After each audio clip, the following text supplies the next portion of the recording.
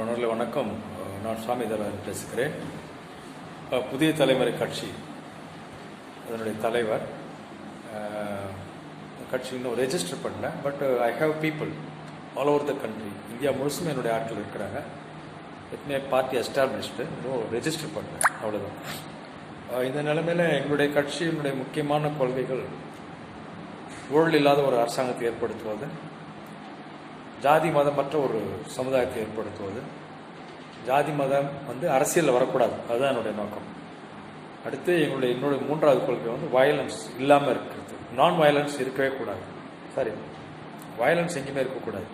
Total non violence. உதாரணத்துக்கு பார்த்தீங்கன்னாக்கா முந்தைய நேரத்தில் நம்ம ஸ்டாலின் அவருடைய மகன் உதயநிதி ஸ்டாலின் சட்டத்தை மீறி அங்கங்கே ஊர்வலம் போகிறாரு, அல்லது எதனா பேசுறதுக்கு போகிறாரு, கூட்டம் சேர்க்குறாரு. அதனால் அவர் அரெஸ்ட் பண்ணி உள்ளே வச்சாங்க. நேற்று கூட நைட்டு 9:10 கூட ரிலீஸ் பண்ணாமல் இருந்தாங்க. நான் கலைஞர் டிவியில் பார்த்தாங்கல்ல. ஆகவே அந்த மாதிரி நாங்கள் பண்ண மாட்டோம். அது சட்டத்துக்கு புறமா எதுவுமே பண்ணக்கூடாது. டோட்டலி என்ன சொல்கிறது, பீஸ்ஃபுல்லான ஒரு சொசைட்டி, ஒரு கவர்னன்ஸ் ஏற்படுத்துறது எங்களுடைய நோக்கம். நாங்கள் எந்த போராட்டமும் சட்டத்துக்கு எதிராக செய்ய மாட்டோம். வித் பர்மிஷன் தான் எதுவாக இருந்தாலும் செய்வோம். பர்மிஷன் கவர்மெண்ட் டினை பண்ணிச்சுன்னா செய்ய மாட்டோம். இப்போ சமீபத்தில் ராகுல் காந்தி கூட பார்த்தீங்கன்னா ஒரு இடத்துல தடை மீறி போனப்போ அவரை பிடிச்சி தள்ளத்தே பார்த்தோம் ஒரு போலீஸ்காரர். அப்புறம் பிரியங்கா காந்தியோட துப்பட்டாவை தொடரார் ஒருத்தர். அது மாதிரி சூழ்நிலையில் நாங்கள் அது மாதிரி போராட்டம் நாங்கள் நடத்த மாட்டோம். சட்டம் அங்கே போகக்கூடாதுன்னு தடுத்தாக்கா நாங்கள் போக மாட்டோம். ஏன்னா இது இந்திய அரசாங்கம்ன்றது இந்தியர்களால் செய்யப்படுகின்ற அரசாங்கம். ஆகவே நம்முடைய கவர்மெண்ட் இது அப்படின்றதால நம்முடைய கவர்மெண்ட் போடக்கூடிய சட்டங்களை நாங்கள் கட்டாயமாக கடைபிடிப்போம். எங்கேயுமே எந்த வகையிலுமே வன்முறை இருக்காது. வன்முறை இல்லாத ஒரு அரசியலையும் ஒரு சமுதாயத்தையும் ஏற்படுத்த வேண்டும் என்பது என்னுடைய நோக்கம். இந்த 3 கொள்கைகளுக்காக என்னுடைய கட்சியை நான் நிறுவியிருக்கிறேன். நான் இப்போ சமீபத்தில் எங்கள் திருச்சியில் இருக்கிறேன். திருச்சியில் எழில் நகர்ன்ற ஒரு இடத்துல நிறைய குப்பை திடக்கழிவுகள், குப்பைங்க அப்படியே அங்கங்கே கொட்டி இருக்கிறாங்க. அதை அப்புறப்படுத்த சொல்லி சிஎம்க்கு நான் ஃபோட்டோ எடுத்து அனுப்பினேன், வீடியோ எடுத்து அனுப்பினேன், ஹெல்த் செக்ரட்டரிக்கு அனுப்பினேன். எந்த ஒரு நடவடிக்கையுமே இல்லை. ரோடுங்களை ஆக்கிரமித்து கடைகள் வச்சுருக்கிறாங்க, அதுவும் சொல்லியிருக்கிறேன். கடைகளை அப்புறப்படுத்தாமல் இருக்குது, குப்பைகளை அப்புறப்படுத்தாமல் இருக்குது. இதெல்லாம் இதுக்கெல்லாம் உள்ளாட்சித்துறை தான் காரணம். இதில் எங்கள் லோக்கல் எழில் நகர்காரங்க, அதே மாதிரி திருவெரும்பூர்காரங்கெல்லாம் சேர்ந்து நாளைக்கு 24/11/2020 அன்னைக்கு திருவெரும்பூர் ஊராட்சி ஒன்றியத்துக்கு முன்னாடி குப்பை கொட்டும் போராட்டம் நடத்துறதா நான் ஒரு நோட்டீஸ் பார்த்தேன். ஸோ அந்த அளவுக்கு இந்த பிரச்சனை இங்கே இருக்குது. ஆகவே இதை முதலமைச்சருக்கு நான் தெரிவிக்கிறேன், உடனடியாக நடவடிக்கை எடுங்க. இதை ஏற்கனவே நான் முதலமைச்சருக்கு சொல்லியிருந்தேன், எந்த நடவடிக்கையும் இல்லை என்பதை இங்கே பதிவு செய்கிறேன். திருவெரும்பூர் காவல்துறை பொதுவாக எடப்பாடி பழனிசாமி அவருடைய கட்டுப்பாட்டில் இல்லை போல தெரியுது. ஏன்னா திருவெரும்பூர் எம்எல்ஏ அன்பில் தர்மலிங்கத்துடைய பேரன் அன்பில் மகேஷ் பொய்யாமொழி தான் அங்கே எம்எல்ஏ அப்படின்றதால இது திமுக ஆட்சியில் இருக்கிற மாதிரி தெரியுதுங்க. அதிமுக கவர்மெண்ட்டால் இங்கே ஒன்றும் பண்ண முடியல போல தெரியுது. உடனடியாக இதை சுத்தம் பண்ணுங்க, சரி செய்யுங்க. அதே மாதிரி இங்கே வை பழனிசாமின்ற ஒரு ஆள் இங்கே இந்த ஒன்றிய கவுன்சிலராக இருக்காரு இங்கே வாழவந்தான்பேட்டையில்.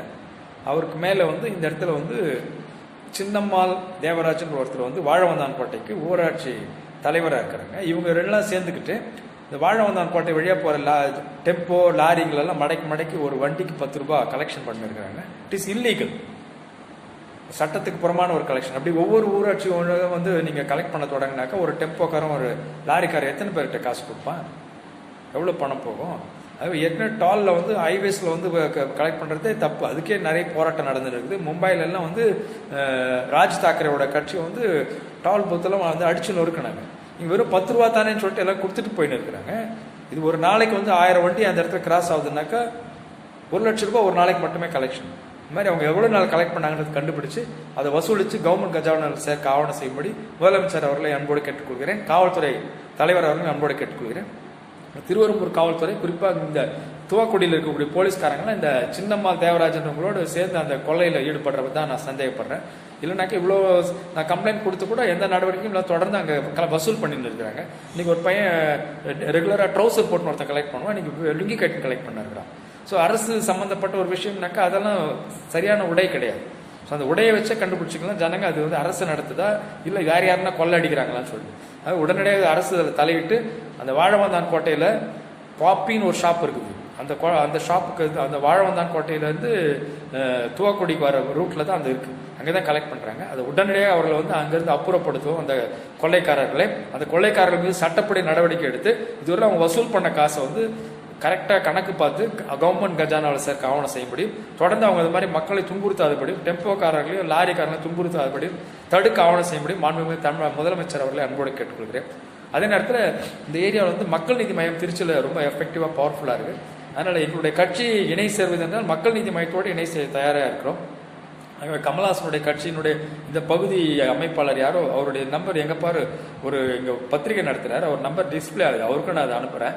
ஆகவே கமல்ஹாசன் அவர்கள் இந்த ஏரியாவுடைய தலைவர் யாரோ அவர்கிட்ட சொல்லி, நான் நினைக்கிறேன் அவர் பேர் எம் முருகானந்தம் நினைக்கிறேன் இந்த ஏரியாவில், அவர் முருகானந்தக்கிட்ட சொல்லி அந்த வாழவந்தான் கோட்டையில் அந்த கலெக்ஷன் பண்ண பாப்பின்ற ஷாப் பண்ண அதை வந்து அப்புறப்படுத்த ஆவணம் செய்யும்படி கேட்டுக்கொள்கிறேன்.